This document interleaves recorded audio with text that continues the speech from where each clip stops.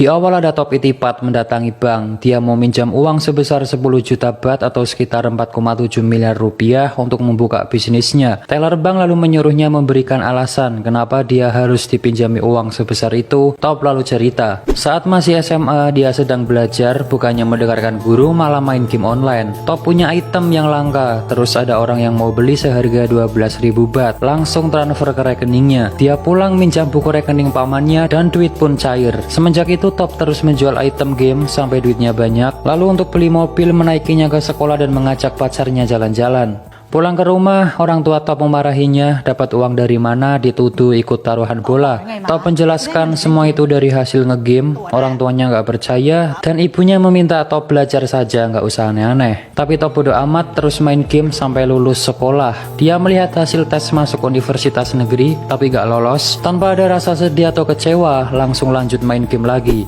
Singkatnya dia beli PS dan DVD player. Pulang ke rumah, orang tuanya memarahi Top karena nggak lolos tes masuk PTN. Tapi Top meyakinkan orang tuanya masuk PTS nggak apa-apa, sama aja. Ayahnya marah karena cuma ingin Top kuliah di PTN, karena di PTS itu biayanya mahal guys. Ayah ibunya pun berdebat masalah keuangan untuk nanti kuliah Top. Top di kamar melihat sisa tabungannya menipis dan akun gamenya juga keblokir karena kedeteksi untuk komersil. Dia bingung lalu melihat DVD player yang tadi dibeli. Top kemudian kembali ke toko untuk membeli banyak DVD player. Dia menawarnya sampai deal dan nanti akan dijual kembali. Di rumah, Top menunjukkan DVD player ke Pak Aman dan ibunya, tapi saat dinyalakan ternyata itu barang rusak guys.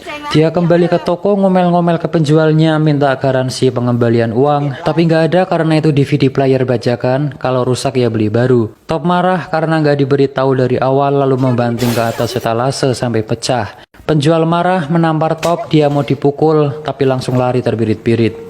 Top pulang sambil manyun, lalu melihat ayahnya jalan kaki, ia nyuruh masuk mobil. Ayahnya bilang bisnis itu nggak gampang, jangankan anak kecil, orang dewasa saja banyak yang gagal. Dan menyuruh Top lanjut kuliah dimanapun terserah sambil memberikan uang, tapi Top menolaknya guys. Malam harinya dia mengambil jimat ayahnya dan dijual 100.000 baht. Uang itu digunakan untuk masuk PTS. Singkatnya Top sudah masuk kuliah, tapi saat di kelas dia nggak mendengarkan, malah menyuruh temannya ngerekam suara dosen mengajar dan keluar kelas.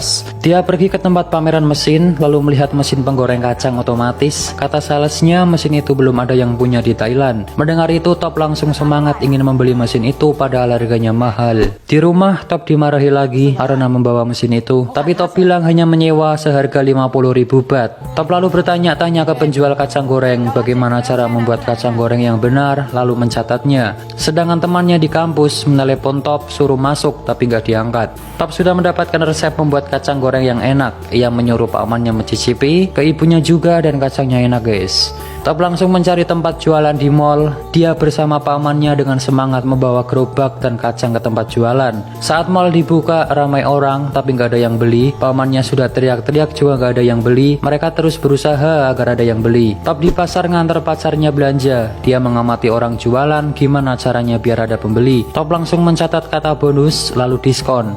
Saat ngobrol dengan pacarnya, Pak Man Top menelepon bilang dagangannya nggak laku. Sudah melakukan apapun tapi tetap nggak ada yang beli. Saat menunggu pacarnya di depan toilet, Top melihat orang minta sumbangan dan di situ banyak yang memberi. Dia langsung berpikir, ternyata tempat juga berpengaruh agar ramai yang datang. Top langsung meminta pindah tempat karena sebelumnya banyak saingan. Dia pun boleh pindah di pintu masuk mall. Saat di kelas sedang ujian, dia kebingungan mengerjakan soal. Lalu teleponnya berbunyi, Top langsung mengambil HP-nya dan minta izin ke pengawas untuk mengangkat. Tapi nggak boleh, nanti bisa dianggap berbuat curang, lebih baik dimatikan. Tanpa pikir panjang, dia langsung keluar kelas memilih mengangkat teleponnya daripada ikut ujian. Ternyata pamannya yang nelpon bilang dagangannya laris. Top langsung membawa kacang lagi. Benar saja, ramai pembeli sampai kekurangan kacang. Top lalu bilang ke pamannya akan buka cabang lagi.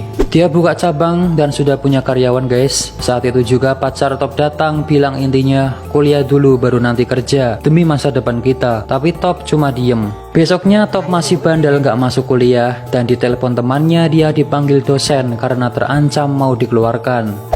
Tapi Top gak ngurus, dia tetap jualan. Di tempat jualan, Top dimarahi pemilik mall karena asap dagangannya itu mengotori plafon. Dia diancam akan dibatalkan kontraknya. Tapi Top berjanji akan mengecat ulang plafon, lalu dia diberikan syarat besok harus selesai. Kalau enggak, kontrak batal. Top langsung ngecat ulang plafon dibantu pamannya, tapi pengunjung merasa terganggu. Dia kembali dimarahi dan disuruh malam saja ngecatnya.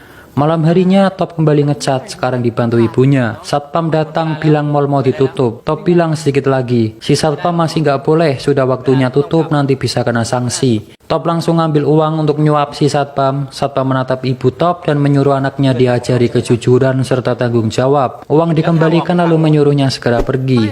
Top jalan keluar sambil marah karena target pekerjaannya nggak tercapai. Ibunya pun menenangkan sambil bilang ikut saja ibu ke Cina. Karena orang tuanya Top mau pindah ke Cina dan mulai hidup baru guys. Mendengar itu Top tambah marah karena nggak diajak bicara sebelumnya. Top bilang nanti pasti bisa, cuma butuh waktu untuk bangkit. Ibunya nangis dan Top kembali meyakinkan akan berusaha keras untuk membantu keluarga. Besoknya Top foto untuk paspor, tapi dia nggak fokus, melamun, dan saat mau difoto dia milih pergi. Dia menemui orang tuanya, bilang nggak bisa ikut ke Cina. Mau tetap di sini, akan bekerja keras dan berjanji akan mengembalikan orang tuanya ke Thailand. Dia pamitan sama ibunya dan ayah Top berkata, kita harus mengawali semuanya, jaga diri baik-baik, ayah sayang kamu, lalu pergi. Top langsung semangat bergegas kembali ke mall untuk mengecat plafon. Tapi Top dihadapkan kabar buruk lagi guys, beberapa dagangannya dihentikan karena masalah yang sama. Di rumah, Top termenung pusing, di depan ada tetangga yang gosip, ia ke gerbang ternyata ada surat pemberitahuan penyitaan rumah. Surat diambil dan dibuang. Saat jalan Top bertemu pacarnya sambil marah mendorong Top sampai jatuh. Dia marah karena Top gak pernah menghubunginya lagi. Top langsung meluk pacarnya. Di dalam mobil Top curhat masalah dagangannya dan si pacar mengajak dia kembali kuliah karena SMA saja nggak cukup katanya. Si pacar lalu memberikan rumput laut kering yang belinya itu jauh, belum banyak dijual di sekitar. Top lalu memakannya, terasa enak dan langsung punya ide. Dia menemui profesor ahli pangan, menanyakan gimana caranya agar rumput laut tetap kering dan gak basi. Dia pun diajari pengemasan yang baik, pakai mesin vakum sehingga oksigen keluar dan lain-lain. Top lalu menjual mesin goreng kacang otomatis dan membeli banyak rumput laut mentah. Rumput laut coba digoreng tapi gak enak, terus dicoba tapi masih tetap pahit, sampai habis banyak tapi tetap belum enak juga. Top lalu menjual komputernya untuk tambahan modal. Pamannya bilang, susulah ibumu, kamu sudah habis banyak uang tapi belum menghasilkan apa-apa. Tapi Top gak menyerah dan bilang, kita harus terus berusaha, kita harus yakin akan berhasil, itu sudah jadi pilihanku, kita akan sukses. Jika kita sudah mulai tidak boleh menyerah. Pamannya pun hanya ngangguk. Top ditelepon pacarnya untuk daftar kuliah. Dia mencoba tes masuk kuliah lagi guys. Malam harinya Top pulang, hujan besar, membawa masuk rumput laut mentah. Saat di dalam merasa ada yang aneh. Top memanggil pamannya tapi gak ada jawaban. Dia pergi ke belakang dan ternyata pamannya sudah tergeletak bersimbah darah. Top langsung membawa pamannya pergi dan rumput lautnya kehujanan guys. Di rumah sakit Top bersedih karena satu-satunya orang yang selalu membantunya nggak sadarkan diri. Siangnya Top kembali menggoreng rumput laut tapi masih nggak enak. Terus dicoba masih saja nggak enak sampai di kardus habis. Dia lalu melihat rumput laut yang semalam kehujanan, mencoba menggorengnya dan dicicipi. Rupanya kali ini rasanya enak nggak pahit. Penyebabnya adalah ada embun di dalam bungkus karena semalam kehujanan guys. Pamannya sudah baikan. Top lalu menyuruh mencoba rumput laut hasil gorengannya. Dan ya, rumput laut jadi lebih enak dan gurih. Mereka kembali jualan di mall tapi sekarang ganti jualan rumput laut dan yang beli ramai. Melihat dagangannya ramai, Top menulis 1 juta baht per tahun dan bilang nggak sulit. Ibu Top menelepon menanyakan kabarnya. Lalu ayahnya juga ingin mengajak Top nyusul ke Cina. Dia sudah disiapkan universitas di sana. Top lalu tanya berapa hutang ayahnya dan ternyata jumlahnya 40 juta baht atau sekitar 12 miliar rupiah. Top mendengar itu pun shock. Kembali ke rumah, ternyata di gerbang sudah terpasang tulisan rumah ini dalam proses penyitaan bank. Top lemas, nggak percaya kejadian yang menimpa keluarganya. Sambil sedih, dia membersihkan foto keluarga, lalu melihat ada wadah obat di balik foto orang tuanya. Ternyata itu obat tidur, dia pun tambah sedih. Top lalu memutar kembali suara dosennya waktu itu direkam, isinya itu tentang motivasi. Jika kau berpikir kaya, maka kau akan kaya. Jika kau berpikir sukses, maka kau akan sukses, gitu intinya.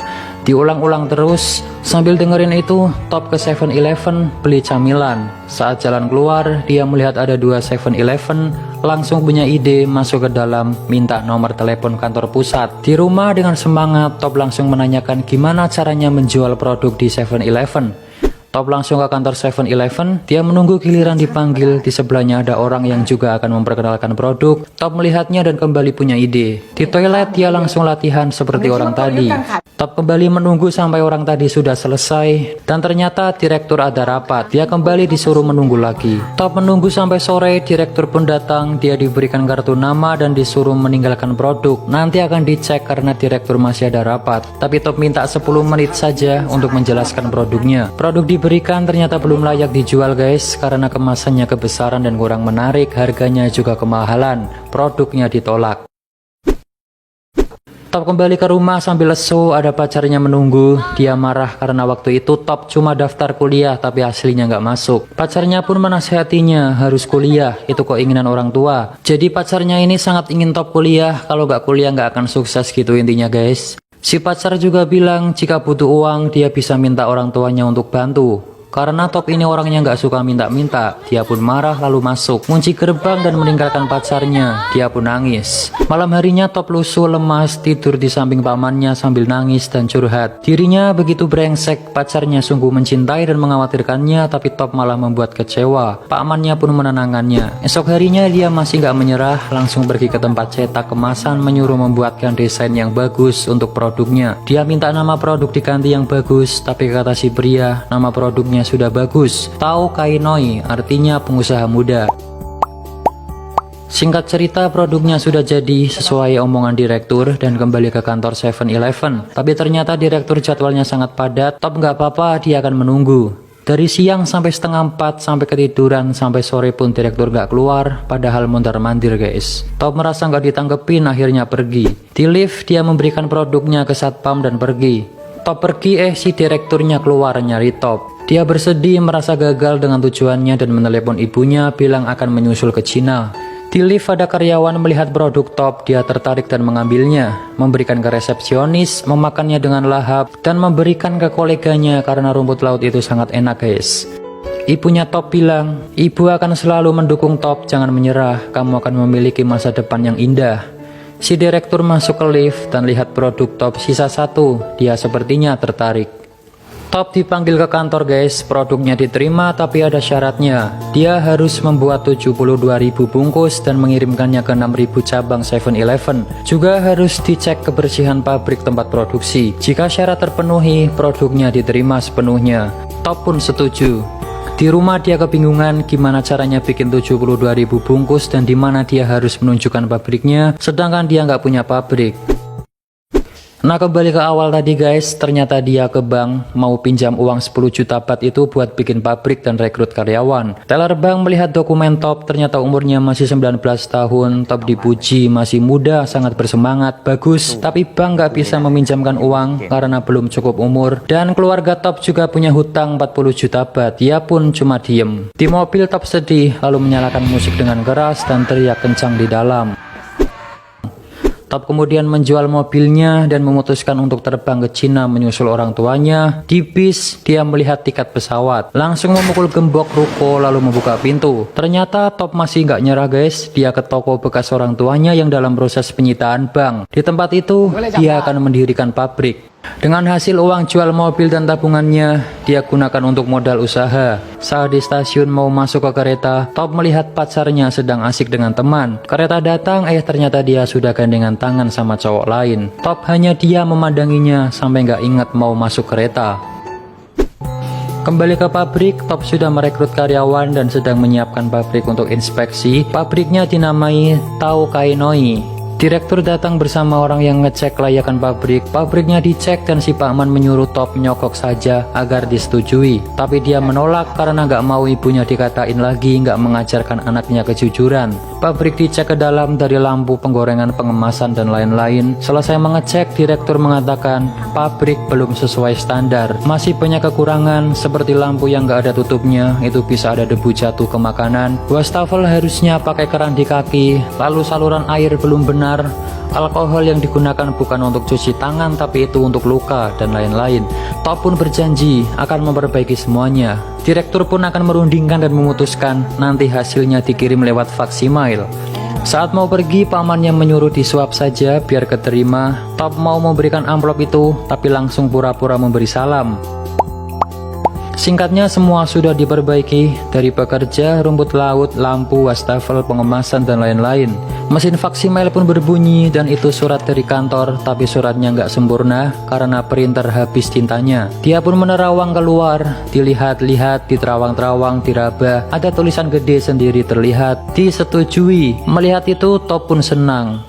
Target 72.000 bungkus sudah terpenuhi, semua orang bergegas memasukkan ke truk untuk dikirim ke distributor. Top langsung memeluk pakmannya dan berterima kasih sambil bilang sudah menghabiskan apapun yang dimiliki. Jika ini gagal, kita nggak punya apa-apa lagi. Top akan kuliah dan nggak keras kepala lagi. Dia langsung bergegas masuk truk. Sampailah di gudang penyimpanan. Dengan semangat Top menemui kepala gudang, tapi ternyata sudah telat sejam, nggak boleh masuk guys. Top memohon cuma terlambat sebentar, tapi masih nggak boleh. Top sangat memohon karena nasibnya bergantung pada produk itu. Kepala gudang melihatnya, merasa kasihan, akhirnya diperbolehkan masuk. Dia pun sangat senang, saking bersemangatnya sampai mimisan guys. Produk rumput lautnya pun akhirnya dimasukkan. Top lalu nelpon orang tuanya, dia minta maaf dan bilang ayah ibunya nanti bisa kembali pulang. Dia pun nangis. Dijelaskan 2 tahun setelah kerjasama dengan 7-Eleven, Top bisa melunasi hutang ayahnya 40 juta baht dan bisa kembali menempati rumah bersama orang tuanya. Setelah 2 tahun, Top kembali ke bank mengajukan suntikan modal. Dia pun menunjukkan rencananya membangun pabrik yang besar. Dijelaskan saat ini tahun 2010, Top memiliki 2.500 karyawan, mengirim produknya ke 6.000 cabang 7-Eleven, mengekspor camilan rumput lautnya ke 27 negara di dunia. Top juga sudah memiliki perkebunan rumput laut di Korea Selatan. Pendapatan Top tahun 2010 sebesar 1.500 juta baht atau 450 miliar rupiah. Saat ini Top berusia 26 tahun. Top sudah sukses guys. Dia bareng pakmannya naik pesawat, main game, senyum-senyum, dan ada kutipan motivasi. Jangan patah semangat walau apapun yang terjadi. Jika menyerah maka habislah sudah. Top itipat dan cerita pun selesai. Film ini penuh motivasi yang bisa kita pelajari ya guys. Pertama, ketegasan si Top, kegigihannya, semangat mewujudkan impian, mau belajar, suka bertanya tapi untuk kebaikan dirinya, bukan tanya masalah hidup orang lain, pantang menyerah, tidak takut mencoba hal baru, ambisius, selalu memperbaiki diri dari kesalahan, dan percaya semua akan indah pada